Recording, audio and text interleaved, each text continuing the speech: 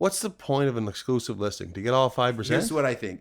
Well, Like that would be a motive potential for a realtor, right? yeah, but but as a not seller, for the seller. yeah, there's that option Yeah. in your contract, MLS or exclusive listing. What do you think Oh my about the gosh. Airbnb regulations that have come in? First of all, when I bought my home in Charlottetown, Yeah. for the purpose of a short-term rental or a rental, Yeah. okay, I had to go through the processes of getting a permit, Yeah. and then a license from the province. Yeah. I have a lot of realtor acquaintances that are on my Facebook, Yeah. but it's getting to the point where it's like I might just delete Facebook Right. because it's like an award a day. Right. I won the award of Rookie of the Day. You know what I mean? Yeah. Or this realty wants to say congratulations to this person on their birthday, man. Come on. Okay, happy birthday, sure. Or, this That's person. realtor retention. Yeah, That is okay. what that Okay, what is. about this person, this realtor had a strong quarter? What? Are we digging that deep? Is that what we got to do? And then you get the realtors, and I know you got to shop yourself. Yeah. Okay. Mm-hmm. And I know you got to do, there's people out there that do their dancing, and there's people out there that do their picture of this, and there's people that do the advice, right? Mm-hmm. It's driving me nuts, man. It's Mm-hmm. driving me, you know what really drives me nuts? One of this podcast's first episodes was called Avoiding Bad Deals, Crazy Barber Stories with Steve Barber, and it became Chattel Fixtures' most viewed video on YouTube. So we've been talking and decided to go for round 2. Ding, ding. For those of you who don't know, Steve Barber is a realtor with HomeLife PEI Realty. He has been in the business for the last couple years, coming out of retirement from the sale of his business, Red Island Hospitality Group, which owned Hunters, John Brown, Charlottetown Beer Garden, and The Factory. For a deeper dive on that background, you can find a link to the original episode in the description of the show notes. If you're listening to Chattel Fixtures PEI Real Estate Podcast, episode 21, subscribe to the channel to keep up with the PEI real estate market. 21 episodes? This is episode 21. Oh, my. Yeah. Good job, Dave. Congratulations. Yeah, that's the landmark for sure. Yeah. Wow. Yeah. It definitely is like you start off with something like this and you're like, okay, is this going to be 3 episodes? Like, how's this going to feel? Is it going to be good? 21 is like, okay, there's a little commitment there at that point. Well, congrats, man. Thank you. 21. Welcome, Steve Barber. Happy to be back. Thanks for having me. Things have changed in the last 6 months or so. Yeah. Have you noticed? Like what? In what way? What are you talking The about? market definitely flipped. Didn't it? It went from I put a house up on the internet on MLS, and in 12 hours it's gone. Yeah. To I have to work to sell this house now. Right. Ooh, there's some work involved. There's definitely some work involved. Yeah. I've seen that. I kind of feel like we're coming around. Like, I feel like peak fear was in, say, December, maybe like November into January. I feel like we're entering a phase where now interest rates have kind of stabilized a little bit. It doesn't feel like they're about to rip higher. And it also doesn't feel like they're about to crash lower. It kind of feels like, okay, we're in some kind of more balanced situation. Yeah, it's going to stay this way for a while, I believe they say. Feels that way. And then perhaps a dip come Christmas. That's what, I mean, who knows, Who knows? really? Well, But I would say that sounds reasonable. yeah. Your November, December, January dip and fear is, I worked with clients at that time. Yeah. And, it was very real. We were up here with prices and had to come right down to get it to move. Yeah. But now it's kind of resurfaced a bit, I feel anyway. I don't know if you're feeling the same. I really feel that there is almost like a glut of homes coming on the market. There's not a lot of people purchasing. If you look at the sell numbers, and I'm not comparing them to the summertime, but it feels like, okay, in my area alone, I live in Stratford, okay, and just on the Southport side, and I know 4 homes that are for sale right now that have been for sale for a bit. Yeah, I can picture a few places around there. Yeah. Okay, and different areas, I also see that they sit there a little bit longer. Definitely. Yeah. Time on market's longer. Yeah, for sure. Yeah. So, okay. Speaking of, interesting. I feel like we'll see where this actually goes. I've also been in kind of a fortunate position that the listings that I've had have sold really quickly. I will take some credit for that. But take it all, man. It's because of your smiling face. Yeah, and no, it's podcast. That side of it is going really well for me right now. So whenever I tell people how fast they've been selling, people are like, "Oh, the market must be changing." And I'm like, maybe it is. Okay, yeah. Okay. I've had a few gone. I have a few sitting there. I mean, I think every real estate agent in PEI knows that I'm trying to shop 32 Mill Road. Beautiful property out there in Hampton. It really is. Yeah, that's the one. It's got kind of like the wraparound sort of wraparound, beautiful patio. You can watch the sunrise over the hills of Bonchon. It's kind of on a hill, and so the back is lower, right? When you see it from, you can see it. You can see it from the highway. I drove by it yesterday. Yeah, you can see it from far away. You can see it from Disable. You know, when you're on the top floor of that place, even if you're on the wraparound patio, you're looking at the bridge. You look at the Bonshaw Hills. The top floor, you can see Nova Scotia, like straight over top of Hampton. Yeah. Beautiful location. The problem there is the HST on the sale. Oh, because it was used as short-term rental or something? No, never used, never lived in. It was a 71-year-old home that was moved up onto and then subdivided parcel.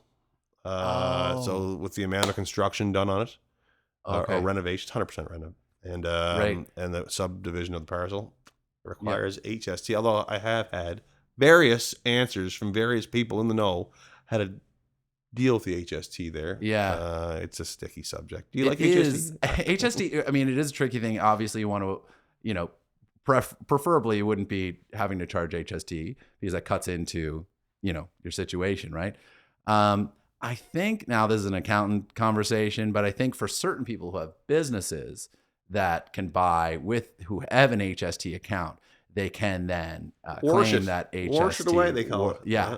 Yeah, exactly. So that requires you to have, a pretty significant amount of HST income. So that's a small part of the market.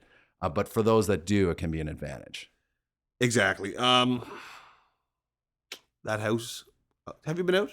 No, I haven't looked at it. Let's have an agent open house out there sometime soon and get everybody out there and we'll just show off how awesome it is, really. Yeah, for sure. Yeah. This isn't selling newspapers, man. Let's sell some newspapers. Sell some newspaper. Okay, well, start off. What do you think of the foreign buyers ban? Hate it. Yeah. Well, first of all, is it even a foreign buyers ban anymore? It's been trimmed or expanded or, I keep getting an email. Do you know Phil Muse? A little bit. Not Phil really. Muse, okay? Let me tell you, this is a plug for Phil Muse. Phil Muse is the best realtor on PEI. And listen, you can say I'm biased. This is good. This is good. And I'm trying to tell people to buy houses from David or from me. No, Phil and maybe David. Compared to me, Phil Muse is the best realtor in PEI. Oh wow, he is so well versed. He must have been taught by somebody. I think he came from Stevie Ostin. Okay, yeah, they've got the train at Exit. They've got the big training machine there. Well, this guy is to the point. Okay, and he can figure out anything, and he will send me an email nonstop about the foreign buyers ban. Right. Okay? And he's picking it apart. And so if I have a question about it, his answer will be, did you read the email? Did you read the email? Right. And it's like, I've read the email. Okay? And I really don't understand what's going on in terms of the fact it just keeps changing. Yeah. So what was it put in place for in the first place? To alleviate the demand or to quell the high prices, right? Right. Yeah. And to keep the island's land or the Canada's land for Canadians. I guess. I would not consider myself an expert on it. I know we've got in the RE/MAX office, there was a lawyer that sent us a document that kind of outlined which areas were included, which weren't. And it does seem kind of arbitrary, that kind of the agglomeration regions. It's like around Charlottetown and around Summerside. And around Charlottetown, it's this particularly clunky shape right up to the north and around the north and kind of back, but there's this like little gap in Hazelbrook and all down east. You can buy pretty much anything down east. Foreign buyers can buy pretty much anything down east, and anything that's not in Charlottetown or kind of north or out and in or inside the Summerside area. But outside of that, you can pretty much hit most of the island. In the original version of it, and I don't know the updates super well, but there also seems to be I wonder, are they with all the changes going to happen? Is it just going to go away? I mean, I don't understand, man. I mean, and we're talking about boundaries right now. Yeah. Okay. But there's a different reason why you would qualify even if you're a foreigner. Yeah. Okay. There's different reasons how you can qualify. If you're in school, if you're in school for 2 weeks, less a day, or I don't know. I mean, there's so many things, right? There's so many things. It's just It's part of the education process. Yeah. I didn't see it create much of an issue anywhere except for the 2-3 weeks leading into it. Right. Like I think it was January 1st it came into effect. Yeah. Yeah. And the 3 weeks leading into it was like a mad scramble for out-of-country buyers who were just picking things up right, left, and center. I don't know if you noticed that or not, but I did for sure. Right. And other than that, I don't see what has done. Obviously, a newcomer or an out-of-country buyer cannot purchase in the city of Charlottetown unless, they can jump through one of those loopholes / changes. Yeah. If an out-of-country buyer came to me right now and said, "Can you help me buy a home?" Yeah. I would definitely have to open up the files and go through it all to make sure that it can happen, right? Yeah. I mean, it is interesting just like the opportunity it could bring for, just like if that's what, we're faced with and what foreign buyers are faced with when they're wanting to purchase. I mean, these are people that maybe moved here, building a life here, building a home here, and they don't have their permanent residency card yet. That can take some time. I think that's one of the ways that on PEI you can fast track it if you use the PNP program, I believe. Getting I think you can get your PR card faster, permanent residency card faster here on PEI than you can elsewhere. So it could actually drive foreign investment in PEI and if this does stick around, if it's a longer game, in a weird convoluted way. But then, it could, like, for people who are just planning on moving here and just doing the regular thing. Yeah, they're just going to take more waiting and. Okay, so what this essentially or they can is go, doing, but it can build up things in rural areas potentially. Okay, well, that's a benefit for sure. Maybe, yeah. Okay, but what it says in essence, this is helping alleviate the price, the sky high prices in Charlottetown. Obviously that's one of the reasons, and not just Charlottetown. I mean countrywide. Countrywide, yeah, because it's a federal mandate. Yeah. Okay, or not mandate, but federal legislation. There's that, and then coupled with the potential elimination of short-term rental. Yeah. That will also create. Yeah. What do you think about that? What do you think about the Airbnb regulations that have come in? Okay, so there's no answer yet, right? Yeah, because it's not being enforced yet. It's not being enforced yet. Yeah. Okay, so they backed that off to the fall, right? When they're going to start enforcing it. Right. Or when they said, but they had backed it off before, right? It's been up in the air. So I have a short-term rental in the city of Charlottetown. Mm-hmm. Okay. They say, "Oh, it's coming. You're going to have to stop doing it. But people have been reserving the home for, let's say, this summer. Yeah. 364 days ago. Yeah. Because that stuff happens. I mean, sure, there are people who reserve today for tomorrow. Yeah. But if you're going on vacation, you're planning your vacation very much in advance, correct? Yeah. So all these homes are booked. Yeah. And if they were to come out today with enforcement and legislation, et cetera, and say, "Okay, you can't do this anymore." Yeah. Are we canceling all those people's vacations? Yeah. Okay. So I'm a big advocate. First of all, when I bought my home in Charlottetown for the purpose of a short-term rental or a rental. Yeah. Okay. I had to go through the processes of getting a permit. Yeah. And then a license from the province. Yeah. Okay. I had to make changes to my home. Yeah. Okay, and like voice crack there. "I'm sorry, sir." I had to make changes to my home. I had to adhere to the bylaws or whatever it took to get the provincial license that I hang on the wall. Yeah. They do the inspection because they don't want people coming here from away and, "Oh, we're coming to this beautiful island and we stay in this slum." And then, it ruins their vacation. Yeah. The province wants to make sure, just like any hotel, they have standards to abide by, et cetera. Yeah. Okay. So if today the government phoned me and said, "You cannot use that anymore.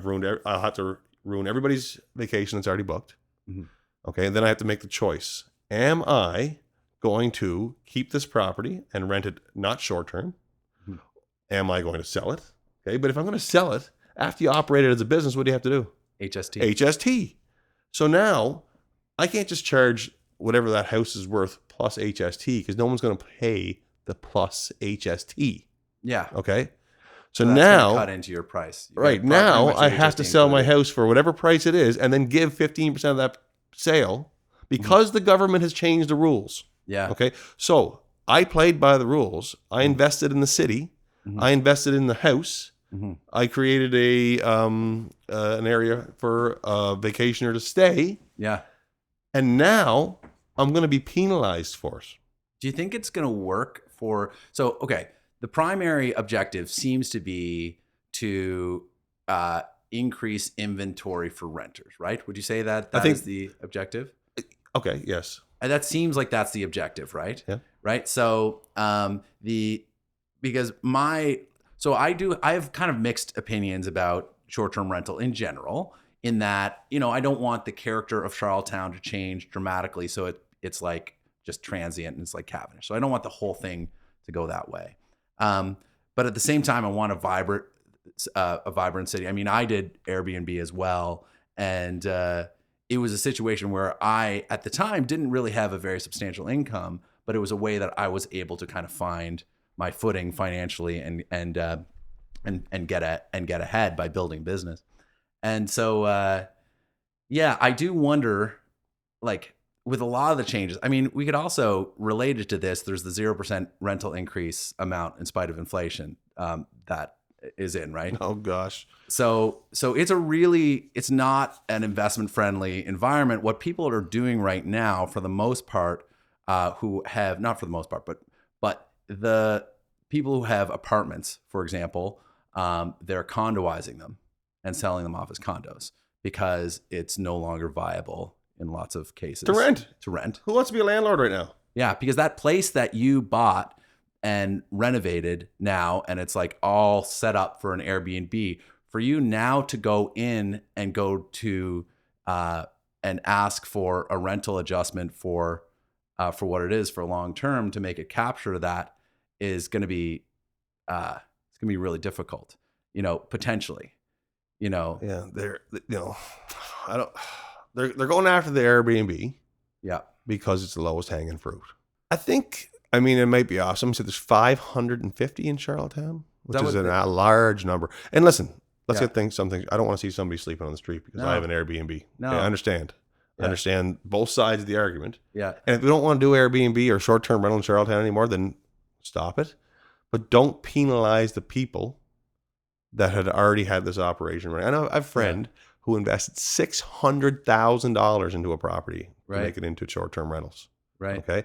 And now the government's going to take that away from them. Yeah. Like, come on.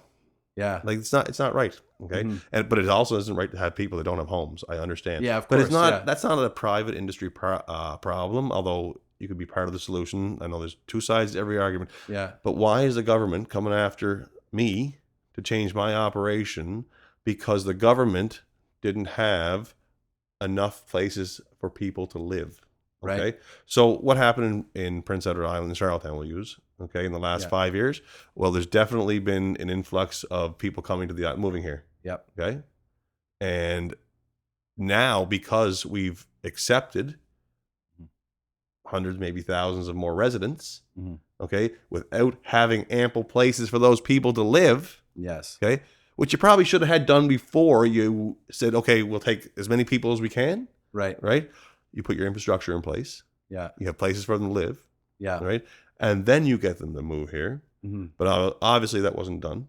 Okay. Yeah. I don't know. Like, I see it's so complicated because prior to, say, the last, 5 years ago, we had a situation on P.E.I. where we had an aging population and a diminishing workforce and a shrinking population is my understanding. Maybe not 5 years ago, but a little more than that.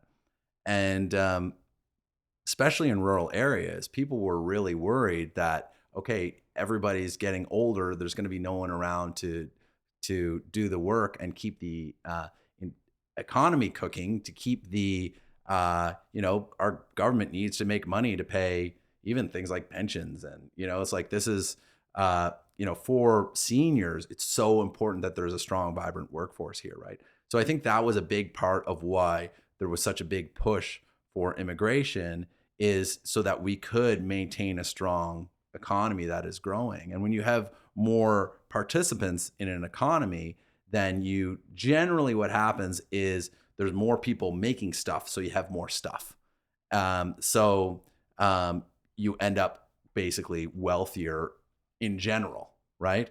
So, but then when you have this spark of demand for housing, it's really important that you're able to respond to that. But demand supply adjustments are really slow in the real estate market. Yeah, it takes a long time to build a house. It does. Right.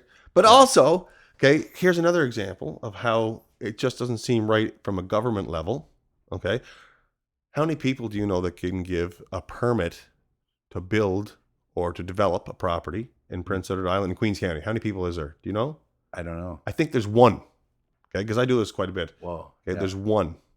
All right. So I deal with this man on a probably weekly basis on different things. You know, Yeah. I'm going to buy a piece of land. I'm going to make sure I can do something with it. I go to see him and et cetera, et cetera, et cetera. He's the only person. And he'll be like, Steven, look at my desk. You know, there'll be a big pile of paper on it. He's the only person that can give you a permit. So if the government was serious about making more places for people to live, don't make me wait 7 months to get a permit to develop a property then. Because there's one person that can sign on the dotted line. That's so silly.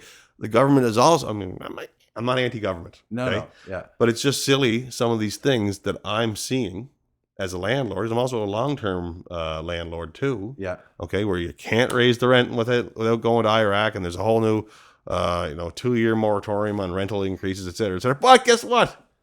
They're talking they're about increasing your taxes. Maritime Electric's going to go up 9.3%. So I read somewhere. Is that right? Is that that's and news to me, maybe yeah. I'm full of shit here. I don't maybe know. Balanced over years or a few years or something like that. If they're allowed to increase something, Yeah. okay, I'm paying the electricity for properties.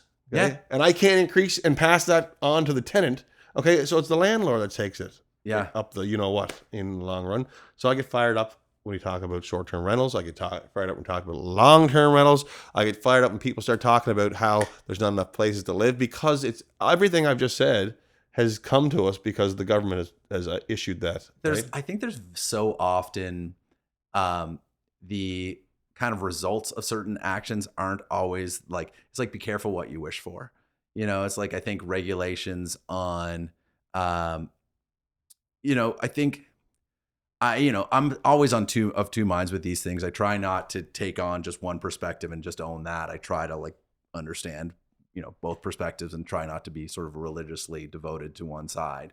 But there does seem to be this situation where if you remove the rewards for renting and being a landlord, then people aren't going to want to be a landlord, right? And so this is, as we're seeing houses come off the rental market, inventory come off in a pretty big way in terms of people condoizing apartments as an example of that. And people, that can be a great investment choice for people. There is some steps involved. You need to get an engineer, prove it. The rules are a little different for a condo than for an apartment. Fire camp, takes long, like there's a few rules about it, but it's a doable thing for people. And it is a way that, market participants can adjust, but that also means there's going to be a smaller rental market, and there's going to be fewer, there's going to be a smaller inventory for renters. And that's a natural consequence of what happens when you remove the potential rewards for someone to have it as a rental inventory.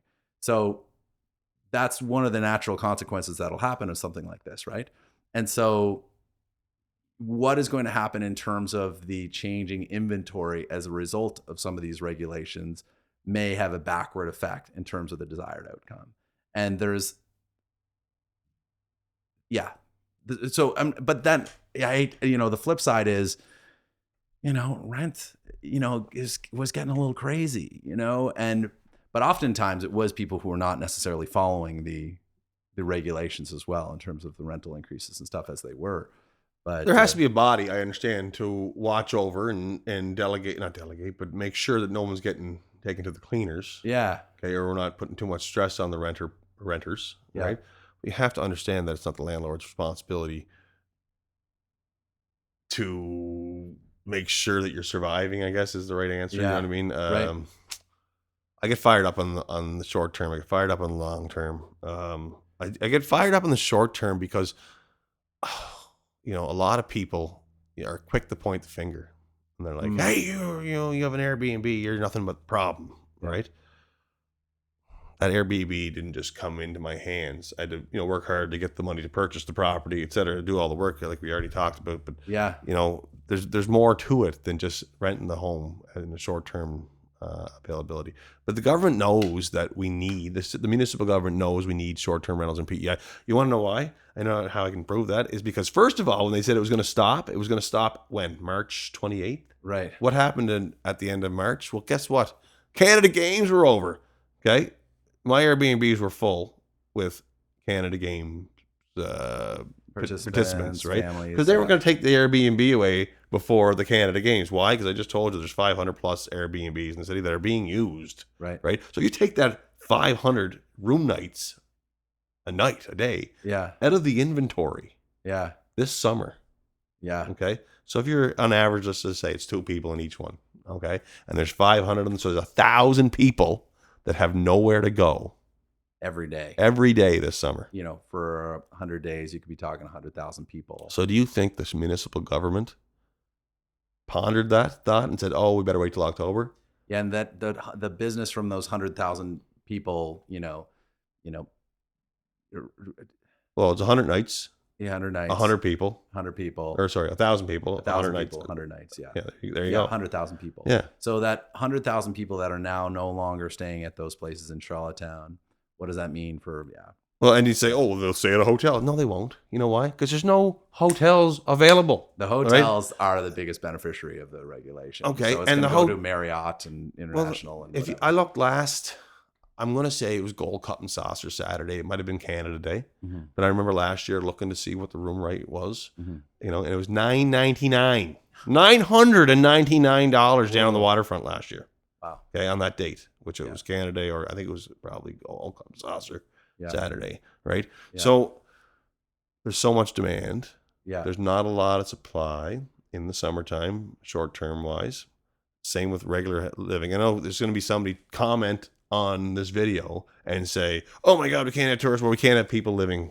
You're going to say that you're putting the tourist before the resident. I'm not putting the tourist before the resident. In this instant, yes, in something that I was able to do before this notion came about that I've invested in and had permits to do, and all of a sudden they can't. There should be a grandfather clause, bottom line. Okay, if you had this operational, you can keep going. We're not allowing it anymore. We're also going to build more housing units for the people that move here. Yeah. We're going to get them permitted. Yeah, we're going to get some infrastructure, including busing, getting people down. You ever look at the bus these days? It's packed. It's packed. Yeah. 6 years ago, was there anybody on the bus? No. I remember getting on the bus one day, and a guy named Kendrick was on the bus, and he goes, what are you doing on the bus? I want to go on the bus. I wanted to see what it was like. Every seat was available on the bus, right? Yeah. I can't find a bus that you don't have to stand up on right now. Yeah. There's a lot of people using the bus. There's a lot of people using the bus. Good job on the T3. Yeah, totally. Take transit today. Yeah. Yeah, there is. And I have had buyers looking at places and saying, it's a little far from the bus stop. Yeah. And if there was a bus stop here, I'd get more into it. So, it just, they can build, say, oh, there's nowhere to build downtown. There's nowhere to put, build up. Yep. You got to build up. Yep. Right. And I know you say people get sour and it does look silly when you're walking up Great George towards Province House and you look and you can see the Home and Grand behind it. I mean, it's just because it's the first one that's, Yeah. Back in the old days when the Calgary Tower was the tallest building in Calgary, it probably looked silly to have the first, whatever it was, Bankers Tower beside it. Right. But now that there's full of them, it looks great. It looks, it's what a city should look like, and that's going to happen here. Yeah. Or get the bus routes, get them out to East Royalty, get them out Brackley Beach. I don't know where you're going to build apartments. Right? Yeah. Yeah. There's a lot of, there's a lot of potential up. I don't know how much down. I don't know how much you can go down, but definitely there's some room up. You also wonder about, like, say if they didn't want to build up downtown, but they were up, there was more, willingness to build higher up, out on the outskirts. I wonder what that would do in terms of the change and shift. Like, remember in Summerside how they started building everything out further in Granville? Yeah. And now all the services, like if you're downtown, there's not like a grocery store or things like that. There's some nice restaurants and stuff like Samuel's and all that stuff. But it doesn't have a lot of the services aren't downtown versus if you are, out on Granville, that's where a lot of the services now. So it's almost like that is kind of that's the center almost. More of the center. Yeah. So you could see these sort of shifting dynamics happen with that. What do you think of Summerside and the realty scene? Realty scene? I think that it's it seems to me like Summerside often there's kind of a latency between what happens in Charlottetown and Summerside. For a while there, from an investment perspective, Charlottetown was it was just like an obvious choice to invest in. 2015, 2016, like no brainer for a lot of things. And then as the prices started to go up in Charlottetown, more people started to look at Summerside as an option to get something a little more affordable. And I think that still can be the case, but it's like, so where do you want to live, And so I think Summerside, there's some cool things happening in Summerside, though. I mean, for one, they put on a lot of events and stuff. They have their own power utility, and I think that's really neat, because it allows them more control over that as a municipality. And I don't understand it well enough to really be able to speak with it in depth, but I do think it's really interesting that they've had pushes for like more sustainable energy and things like that. With that, trying to keep costs down for residents seems to be a priority. I appreciate that. Yeah, there's a lot of cool things happening in Summerside. January of 22. Yeah. 15 or 16 months ago. Yeah. The prices hadn't jumped in Summerside yet. Yeah. It would have been, the last opportune time to get in there before everything started doing what the rest of the world was doing. Yeah. Down by the track in Summerside, they got the new hotel part of it now. Mm-hmm. There's smaller homes around there that can still be picked up for, lower prices. I love Summerside in terms of, the people that live in Summerside. They love Summerside. You ever go to Gentleman Jim's? Summerside? It's been a while. Okay, Gentleman Jim's still does it right. Go up there and have a bite to eat. Nice. Which is, and I know I'm a restaurant guy, but the state of the restaurant scene in Charlottetown embarrasses me. Have you been out lately? Yeah. I mean, I kind of have my go-tos. Oh yeah, yeah. Well, do you want to say what your go-to is? My go-tos? Yeah. Oh well, like I get sushi a fair amount, or I go to Hojo's, or I go to. I like Hojo's. You can press buttons, and no one's coming to say, "Is everything okay?" You're pressing buttons to tell them you want something. Right? Yeah, I like that. That's pretty cool. Yeah, it's good. I like their ramen bowls. Okay. Yeah. Real disappointed in the way the food scene has been in Charlottetown this spring and winter. I hope that this isn't what we're offering the tourists this summer, because like some of the best restaurants in town are not cutting it. And they're pricing themselves that they are cutting it. Fires me up though. Jeez, makes me mad. The bar scene. You know what else makes me mad about restaurants? Sorry, I'm just going off on a tangent here. Yeah. Is that they'll give you a bill. Yeah. Okay. And it'll say subtotal. Yeah. HST, and give you the 15%. Yeah. And then the total. And then on the bottom, it'll say, 15%, 18%, 20% tip. Yeah. Okay. But the 15% tip is more than the 15% HST. Right. So you know what they're doing? They're charging the tip on the HST. On the HST. So Did Red Island not used to do that? Oh my God, I'd lose my mind if I found out they're doing that. Okay. I don't know. Yeah. I don't know. We didn't do that. No. And do that, yeah. I've gone, back in those days, we used to have giant Christmas parties. Yeah. And you'd send, you get the bill sent to you after. Yeah. And I caught one of them one time where the 15% gratuity was on top. And we're talking like this is a big bill. You're doing something for 160 people. It's going to be $20,000 or something like that, right? Yeah. And now all of a sudden you're paying a gratuity on the tax too. And a lot of times in those companies that are where you're not putting a cash, it's actually it's going through their accounting systems, and they're peeling back some, for whatever reasons anyway. Yeah. So they're actually profiting a lot of places, right, by charging extra tip. Yeah. So that's just dirty in my mind. It's just not right. Yeah. I can get fired up at that. Regardless. All right. I'm going to go back. I've got questions here. I actually wrote some questions, although there's been very little evidence of that so far. Oh yeah. Last episode you suggested I have Kendra Stretch on the podcast, which ended up being a really great Isn't she episode. awesome? Oh, it's great. Yeah. She can talk to anybody. Yeah, she's on it. Yeah. And who else do you think we should get on the show? Oh gosh. Okay, I already talked about Phil Muse. Okay, but if you had Phil, I think you should get Phil Muse here. He is like, I think it'd be awesome. I should sit here and poke his needle him, and, as you're asking him questions. But he would give you the straightest answers. Other people that would rock on this podcast, Mike Craig. Mike Craig's with Red Isle. Okay, yeah. Really great guy. He actually talks like he's in radio. And actually, he was in radio in terms of salesmanship at one time. Oh, okay, yeah. Right? But he actually, hey, you know what, David, this is how we'll do it like this. You know, This is how we're talking on the Chattel Fixtures Real Estate Podcast. You should have him on. You know, I should have thought of this earlier. You know my girl Taylor Jenkins? Met her yet? Taylor Jenkins? Taylor works with HomeLife, so I'm just you know, repping the HomeLife. Repping the HomeLife, yeah. But Taylor has a thing on Instagram where she goes through various transactions, real estate, and she's trying to become the know-it-all, or not that I want to say know-it-all, but like, you know, the one you'd go to for questions, etc. She's trying to teach herself. She's learning from Phil Muse. So there's two people there. I think you'd have a great time with them. Let's go somebody outside of the realty that I deal with quite a bit. You know, I deal with a lot of different realtors. Yeah. You probably don't see my name on a lot of listings, okay? But I do a lot of buying, right? And you know what? I actually like buying better. Do you like buying better than listing? You're going to say, no, I like listing because you can put your name there and people can come to you. Listen, I find that listing right now, because it's so difficult to get people to understand that their house isn't worth what it was last summer. That's the hardest part for me. Okay, so to get someone to list with you, it's almost not even worth having the listing if they're not going to listen to you where you think the price should be. Because they're giving it to you. Okay, so Dave MacDonald, I'll say use my name. Steve Barber has this house. Okay, and it's $899, but really it's only a $699 house. Yes, right. So people see the house, people see that you're advertising it, and guess what? A month later, they see that you're advertising it again.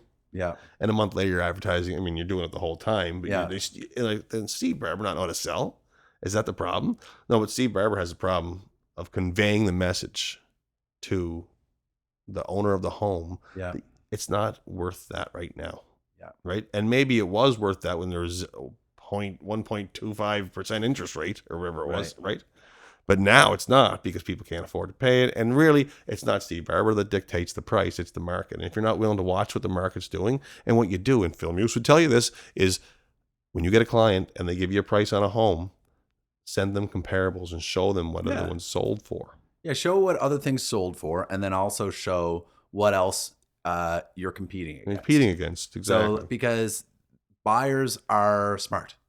They like all the buyers that I work with, I find they're going on there and they're looking and they're trying to find the thing that is the best price for them, for the best quality that matches their criteria.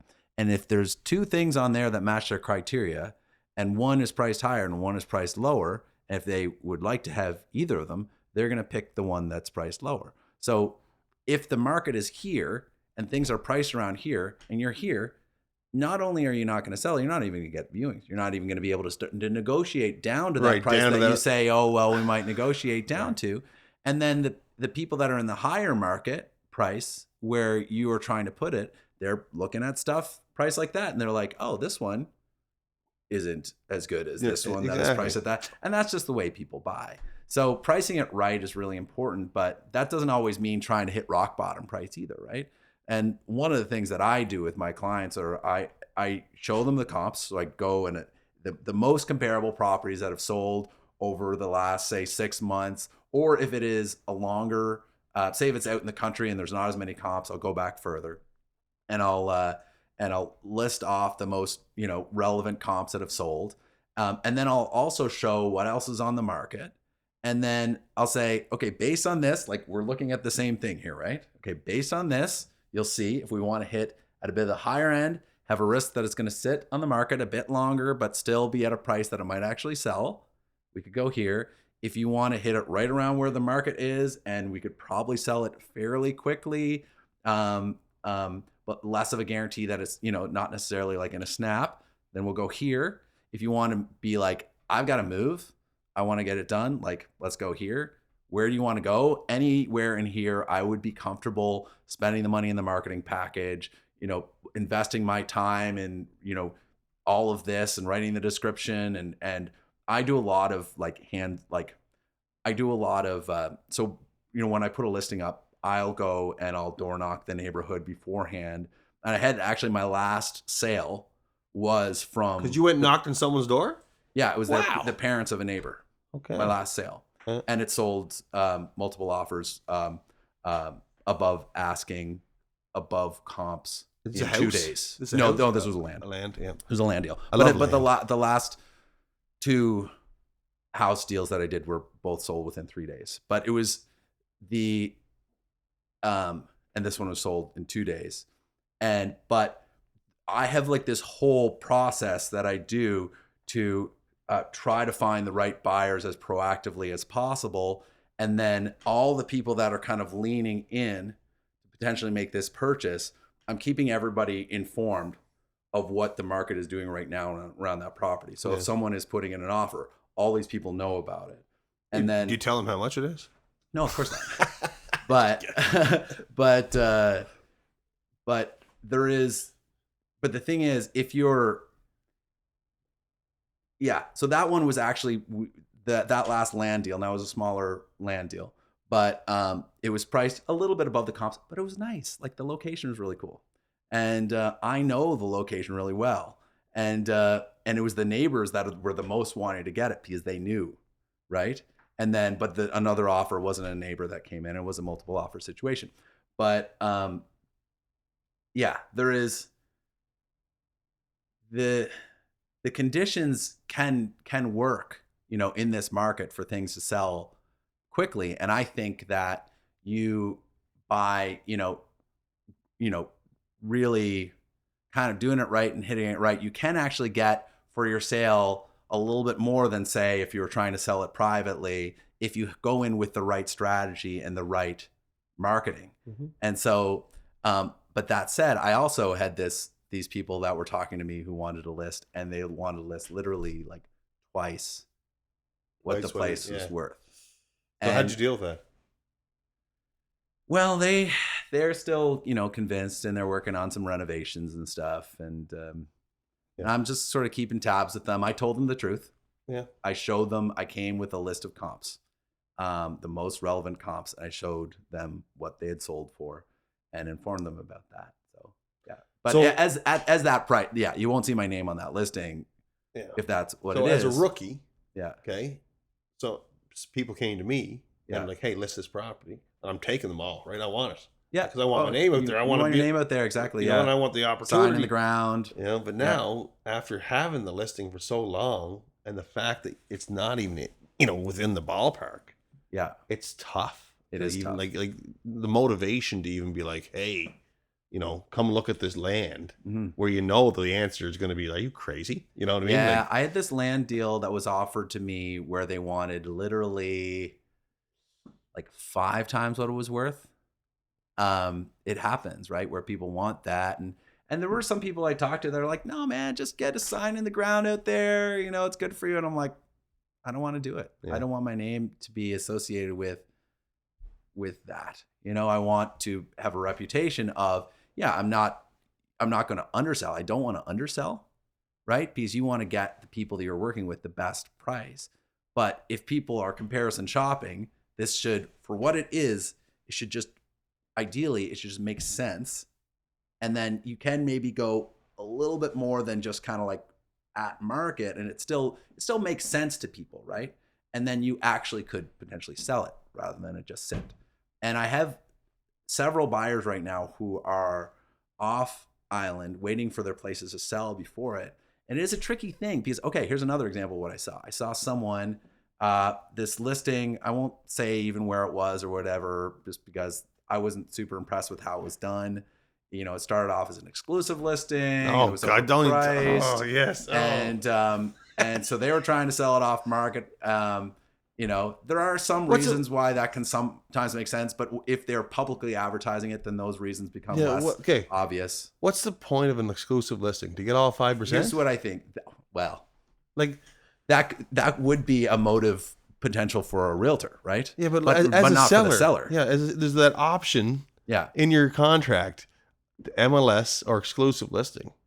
Here's where I think where that makes more sense is, say if you're say you're very, you have lots of money, and you're very private, and you want to really have control over who comes in and out. You don't want it to be advertised. You just want it to be quiet. Mm-hmm.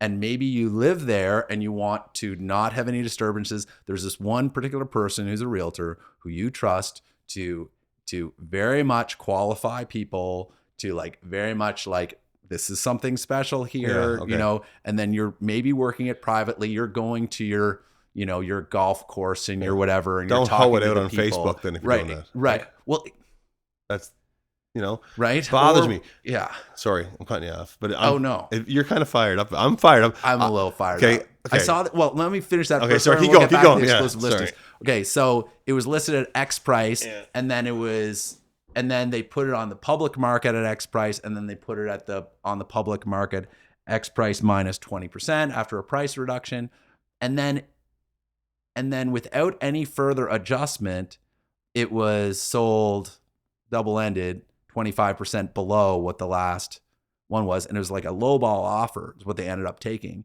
So what they started off trying to get too much for it sat on the market long enough that they'd finally get an offer, and it's a super lowball offer. But you know, nobody else has put an offer. What else are we going to do? Okay, we'll take it. Well, if instead they didn't get in that position in the first place, then they could have gotten a good offer. People could have potentially been bidding on it. Maybe you get over asking. I bet these people would have gotten 100,000 more. I shouldn't bet. I wouldn't actually bet, but well, I would like $20 or something. But like, I'll bet you a coffee. But what I mean is, I wouldn't promise that would happen. Yeah. But I think there's a very good possibility that these people could have gotten way more by trying to go in and do it right. And you see it happen all the time. And these lowball offers, they tend to come in on stuff that's been sitting on the market for a long time. Or I shouldn't say that. They tend to be accepted. Lowball offers can come in at any time. And for those who are listing way over asking, sometimes they're like hoping for that lowball offer because that's the strategy, you know? Yeah, because then it they makes think, sense. oh, well, right? we're going to price it over thinking that we have Somebody to will show up, negotiate, yeah. right? Yeah. But if instead you price it right around where you think it really should Okay. sell. So if you have a broker Yeah. and you say to your broker, I got a listing coming. I think I'm going to make the exclusive. What's the broker say? What's the broker say? Yeah, what's the broker think? What do you think the broker thinks? What do I think the broker thinks? I think a good broker will say why. Yeah. Explain it to me. Tell me why. Explain to me what's going on here. What's the situation? Because there is this part where, according to our code, and we're supposed to act in the best interest of our clients, right? And I do sometimes question if that's the best interest of your that is client. the You know, best that's the interest of the best client. interest for yourself, I feel. Unless you get into what you're saying about, you know, touring the person yourself. Yeah. But if you're doing that, don't hoe it out in Facebook. And you know what? But While we're on the topic, sorry, I'm going off. Oh no, you go ahead with While that. we're on the topic, and I have a lot of realtor acquaintances that are on my Facebook. Yeah. But it's getting to the point where it's like I might just delete Facebook Right. because it's like an award a day. Right. I won the award of Rookie of the Day. You know what I mean? Yeah. Or what, you know, this realty wants to say congratulations to this person on their birthday, man. Come on. You know, okay, happy birthday, sure. Or, you know, this That's person. realtor retention. Yeah, That is okay. that Okay, what is. about this person, this realtor had a strong quarter? What? Are we digging that deep? Is that what we got to do? And then you get the realtors, and I know you got to shop yourself. Yeah. Okay. Mm-hmm. And I know you got to do, there's people out there that do their dancing, and there's people out there that do their picture of this, and there's people that do the advice, right? Mm-hmm. It's driving me nuts, man. It's driving me, you know what really drives me nuts? Mm-hmm. Okay. I have property for sale. It's Joe Realtor or Jeanette Realtor A has a property for sale. Yeah. And first post on Facebook is sneak peek or get ready, save it. Tomorrow I have a listing coming out, you know? Yeah. And then the next day is sneak peek. And then the next day is listed, you know, go to MLS, call me, blah, blah, blah. And then the next day or the next week or the next 2 weeks is, we have a conditional offer. Okay. Come on. Mm-hmm. And then we have a sold or now the home is sold. Okay. Yeah. So this home is still being shared in my face and all you're doing is talking But it's about already yourself. sold. Right. Yeah. And then it's like a memory, you know, Yeah. just want to say thank you to David MacDonald, the opposing realtor, and, you know, this, that, and the other thing for this house that sold. And then a month later, just want to remind you that I sold this house. Oh, man, you got to stop. Yeah, us. I do think, okay, I'm going to push back on both of these things just for the fun of it, for the value of the actual client, right? okay, value the client for stuff hyping up sales that happen like that and things like that. If you are a realtor and you have a big audience of people who are like, ooh, this person is a good realtor or whatever, and there is these people who are like, oh, that's the realtor person, I'm going to talk to him about realty, then you may have access to other buyers. You maybe you'll be able to, say if there's a lot of realtors, following you or that you're friends with on Facebook, those are people that could help sell your property, market it, right? So that having that, or even the dancing TikTok, if you're bringing in attention onto your social media, then when that property comes up, potentially there's more eyes on it, right? Right. So I think that is, but I also get what you're saying, whereas it's like often it's the self-serving aspect of it that I think sometimes it's like, okay, I'm going to use Jeanette again. It's Jeanette's birthday. Here's 20 pictures of me with Jeanette. Do you know what I'm saying? Yeah. All you're doing is you're putting yourself, I don't know. I get tired of seeing the same face all the time. And are you that much of an attention seeker that you need to do that? I mean, maybe that's the way you do in realty. That's not the way I do it, but I'd sooner the way you just described to me about how you shopped a property and you went and knocked on your neighbor's doors or the neighbor's doors. I'd want that as a realtor before I get somebody as a realtor who just constantly puts pictures of themselves up there, because it drives me bananas. Man. And you're not doing anything in terms of helping me purchase or sell a house, or by even doing for the other your friends on Facebook and stuff. And I apologize to my friends who I overdo real estate stuff to, but like you want. If you're contributing to this like social network experience, ideally you're making the other people who are using that platform and viewing your lives better, or contributing to it in some way. Like really like adding value to people's lives is like kind of like one of those fundamental things that if we all do more of, then we all benefit from, right? Right. So there's cases like that. To push back on the exclusive listing thing, and again, I think that probably our concerns about this are often what's actually happening. I guess the only time where someone's like, maybe it does make sense to have an exclusive listing, and it really is to make it so that that realtor makes more money and makes both sides of it, is if for some reason that realtor's so good that you want to pay them more, and then they're going to make more money for you as a result of it. That would be a legitimate reason why someone might do it. Is that going to be the case? Maybe one time out of 804. Yeah, exactly. And in that case, because they are fundamentally doing something that limits the market for your property. So that's already a loss. So there must be something other stuff is really making up for it. That's the way I see it. Yeah.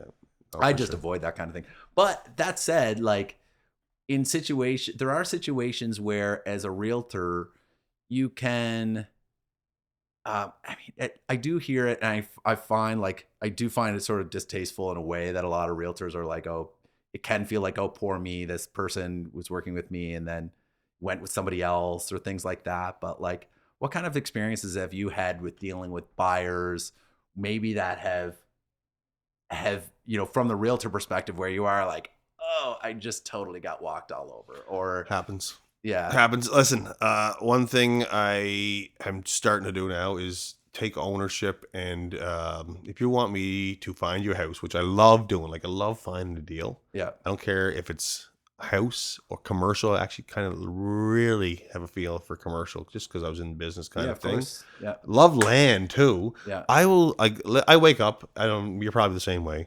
And I go through Paragon nonstop. Like I go through the new listings, the price change, the back to market, the conditional, the sold, the whole hot list, the open houses, go through it all. Okay. Cause I love to find a deal. Right.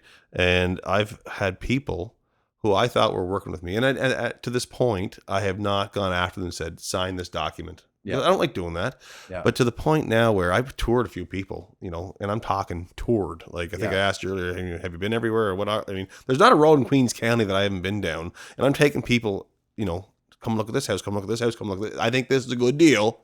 And then all of a sudden, call them up a week later. Hey, man, I found another house. Oh, we bought a house. What? You bought a house? Yeah, we bought it from this person, or Realtor A. Oh, you bought that house from Realtor. They were the listing agent. Yeah, we saw their name on the sign. So we called them. Test. My bad for not getting to sign a buyer's agreement. Yeah. Right? but people don't understand. Like, they don't want to sign it, first of all. Yeah. You know, I've had multiple people be like, no, I'm not signing anything. You know, I'll get you to help me. But obviously, they either don't understand, okay, or they just want to be able to use whoever. Yeah. Right. But to this point and today, and this on the date of release of this podcast, I'm done taking you places unless you want to sign a buyer's agreement, because, you know, it costs gas, it costs time. I love seeing the places. Okay. But I really am going to start requiring some sort of retention. Yeah. Just Is to that be, rude? is Is if it you're rude? investing that time, then you want to be, you know, compensated for that. I forget how the rule states, but I don't think you're a client until you sign the document. Is that right? No. No, until you give them advice, maybe. Yeah. The client relationship is it's not necessarily the signed agreement is like the most sound, and it is the enforceable way. However, it can be kind of implied if you're acting as an agent, in an agent role with someone, and then if you're doing that, then you can start, like, for example, like for the audience, like someone is considered a client if they are your client who you have a trust relationship with, who you have a fiduciary duty to, who you are obligated to act in their best interest, who you're obligated to be obedient to them and their needs. That person who is a client is categorized in realtor speak as different than a customer. Say if someone comes in, walks into an open house that you're doing, asks a few questions about the house, but like that's a customer. That's still a customer. Or say even if you're a listing and someone just has a couple questions about it, that's still a customer until you cross over that threshold of being a client. So say if you start taking people for viewings and stuff, usually people will be like, okay, that's a client, or someone who, if you had multiple conversations, you're consulting them with it, they are sort of considered a client at that point. However, without the agreement, there isn't, it is one of those, there's some gray areas in between, but the customer to client thing. At first, I didn't want to have to say, sign this, please. Yeah. Right. Or explain it to them. And blah. I just want to trust the fact that I'm spending my time and my gas driving you around, that you'll buy the home from me. Yeah. But, you know, it's happened a few times where I call them up after a few days and not speaking to them and find out they went with somebody else just because they saw the name on the sign. They didn't understand the process. Yeah. And then also if they're going from the name on the sign too, they don't have the protection of having someone who's working specifically with That's them. a whole other podcast, I think. That's a whole other podcast, yeah. Is there anything else you want to talk about today? No, I want to say I appreciate you bringing me back here. Yeah. I want to say thanks for doing this. I love watching each and every episode. Nice. I wish I could think more off the top of the head of people I want to deal with, or you asked me about realtors. Yeah. I know in a couple of seconds there, I thought Jeff Newson's a really good guy. Yeah. He's done, you know, I don't want to say favors, but like, you know, he's just been above board. Nice. Yeah. We had him on. I saw that. Yeah. I heard that. Yeah. All right. Yeah. I hope you continue to do this. Thank you. I hope you're enjoying life at Remax. Yeah. And keep up the good work. Hey, thanks, man. Thanks for having me. Yeah. And maybe just a reminder for the audience, best way of getting a hold of you. Best way of getting a hold of me is 902-393-0700. Text message, or you can just email me, steven.sells.pei @gmail.com. All right. We'll put both of those in the description, show notes. Hopefully those snaps weren't too loud for your ears there, listener. But yeah, I guess that's it. Thank you so much, Barber. All right. Thanks for coming back on. Thanks for having me.